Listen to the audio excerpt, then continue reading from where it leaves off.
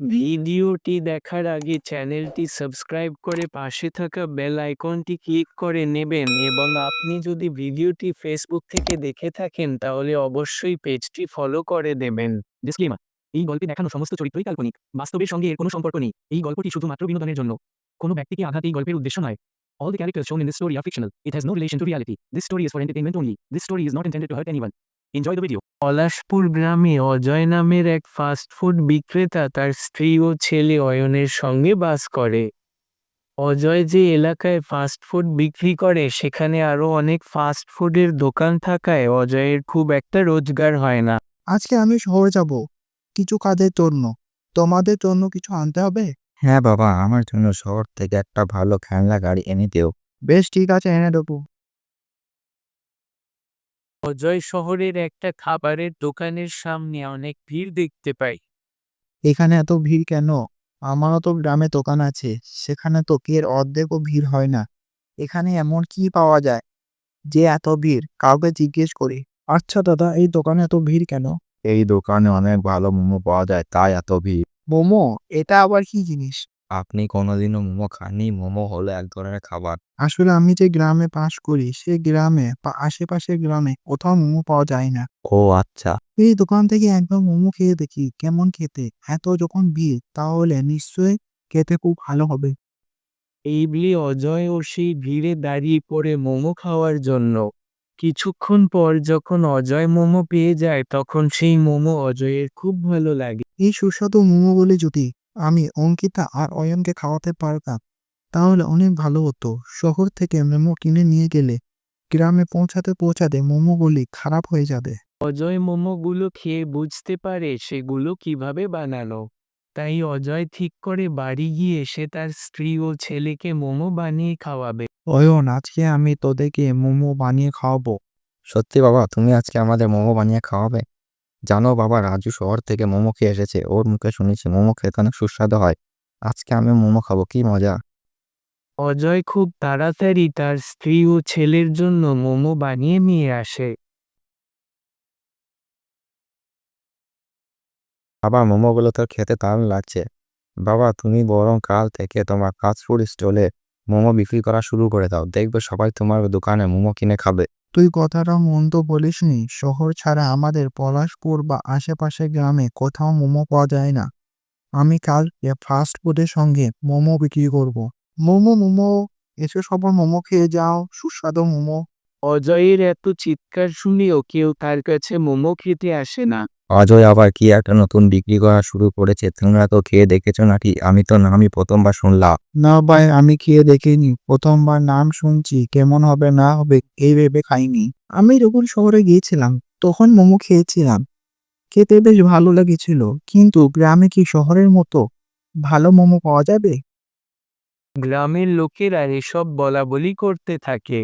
সেদিন অজয়ের একটাও মোমো বিক্রি হয় না। অজয় মন খারাপ করে বাড়ি ফিরে যায়। কি হলো বাবা, তোমার তো মন খারাপ কেন? আজকে আমার একটাও মোমো বিক্রি হয়নি। আমার মনে হচ্ছে গ্রামে মোমো বিক্রি করলে কেউ কিনবে না। কাল থেকে আমি আর মোমো বিক্রি করব না। না বাবা, বিনি এত তাড়াতাড়ি হাল ছেড়ো না। একদিন দেখবে সবাই তোমার কাছে মোমো কিনবে। আর কিছুদিন চেষ্টা করে দেখলে ক্ষতি কি? কিন্তু আজকে যে এতগুলো বেঁচে গিয়েছে, এগুলো তো সব নষ্ট হবে।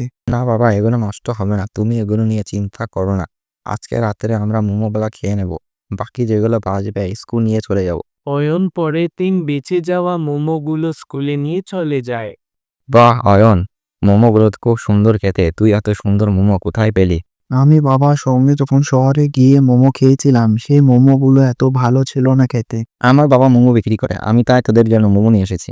অয়ন, কাকু যেখানে মোমো বিক্রি করে, তুই আজ বিকেলে আমাদের ওখানে নিয়ে যাবি।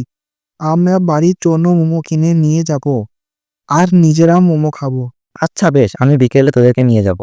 বিকেলে অয়ন তার বন্ধুদের অজয়ের ফাস্ট ফুড স্টলের কাছে নিয়ে যায়। অয়নের বন্ধুরা নিজেরা মোমো কিনে খায় এবং বাড়ির জন্য অনেক অনেক মোমো কিনে নিয়ে যায়। তুই এত সুন্দর মোমো কোথায় থেকে কিনে আনলি? আমার বন্ধু অয়নের বাবার ফাস্ট ফুড স্টল থেকে কিনে এনেছি। কালকে আমাকে নিয়ে যাবি তো ওখানে? এইভাবে আস্তে আস্তে অজয়ের মোমোর সুনাম চারিদিকে ছড়িয়ে পড়ে। আমি শহরে অনেকবার মোমো খেয়েছি, কিন্তু অজয়, তোমার মতো এত সুস্বাদু মোমো আর কোথাও খাইনি। আমাকে 20টা মোমো প্যাক করে দাও। এই নিন আপনার মোমো। আবার আসবেন দাদা? অবশ্যই আসবো অজয়, তুমি যা সুস্বাদু মোমো খাওয়ালে, এই মোমো খাওয়ার টানে মনে হয় আবার আমাকে আসতে হবে। অজয়ের বিক্রি অনেক বেড়ে যাওয়ায় অন্যান্য ফাস্ট ফুড বিক্রেতারা অজয়কে দেখে অনেক হিংসে করে। অজয় কাকু, পাশের গ্রাম থেকে আমার বন্ধু এসেছে তোমার মোমো খাওয়ার জন্য। হ্যাঁ কাকু, আমি রিজুর মুখে আপনার মোমোর অনেক সুনাম শুনেছি, যে না আসে থাকতে পারলাম না। অজয়ের মোমো খাওয়ার পর রাজেশ বলে, বাহ কাকু, সত্যি মানতে হবে আপনার মোমোগুলো অনেক সুস্বাদু। পাশের গ্রাম থেকে মোমো খেতে আসা আমার সার্থক হয়েছে। কাকু, আমাকে 200 পিস মোমো প্যাক করে দাও। সব মোমো তো বিক্রি হয়ে গেল, আমার কাছে 100 পিস মতো মোমো আছে। বেশ ঠিক আছে, আমাকে 100 পিস মোমো প্যাক করে দাও। পরের দিন সকাল সকাল এসে আমি অনেক মোমো নিয়ে যাব। তুই এত মোমো নিয়ে কি করবি? আমার বাড়িতে অনেক ছোট ছোট ভাই বোন আছে, ওরা মোমো খেতে খুব পছন্দ করে।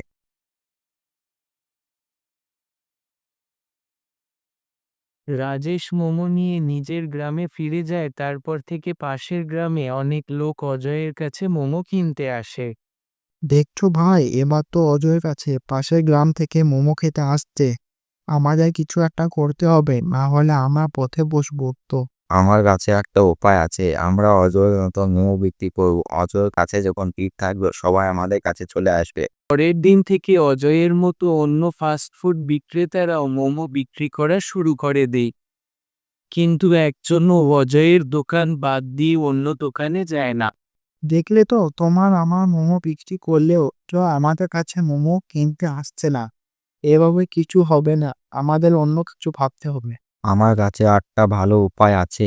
আমার ছেলে কাল মেলা থেকে নকল টিকটিকি কিনে এনেছে, একদম আসল দেখতে। আমি অজয়ের সঙ্গে কথা বলবো, সেই সময় তুমি অজয়ের মোমোর পাত্রে টিকটিকিটা ফেলে দেবে, তারপর আর কেউ ওর কাছে মোমো কিনবে না।